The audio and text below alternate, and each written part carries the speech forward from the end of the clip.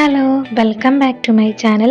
ഞാൻ ഇന്നിവിടെ നല്ലൊരു സ്വീറ്റ് കോൺ മസാലയുടെ റെസിപ്പിയാണ് ചെയ്യുന്നത്. അപ്പോൾ നമുക്ക് വീഡിയോയിലേക്ക് പോവാം.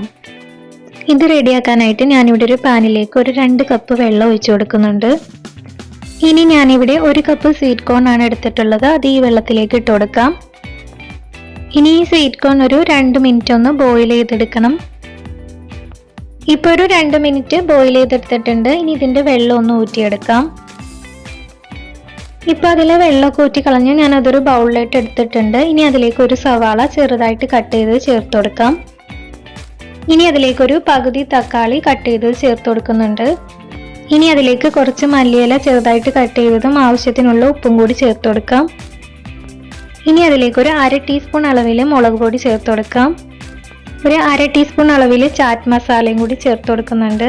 ഇനി ഒരു 1/2 ടീസ്പൂൺ കുരുമുളക് പൊടി, പുളിക്ക് വേണ്ടിയിട്ട് 1 ടീസ്പൂൺ അളവിൽ നാരങ്ങാനീര് ചേർത്ത് കൊടുക്കുന്നുണ്ട്.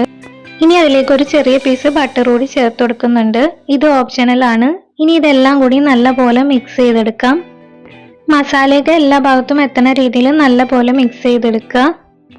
ഇപ്പം ഇത് നല്ലപോലെ മിക്സ് ചെയ്തെടുത്തിട്ടുണ്ട്. ഇപ്പം നമ്മുടെ സ്വീറ്റ് കോൺ മസാല റെഡി ആയിട്ടുണ്ട്. ഇത് നമുക്ക് സൈഡ് ഡിഷ് ആയിട്ടും നല്ലൊരു സാലഡ് ആയിട്ടും സെർവ് ചെയ്യാവുന്നതാണ്.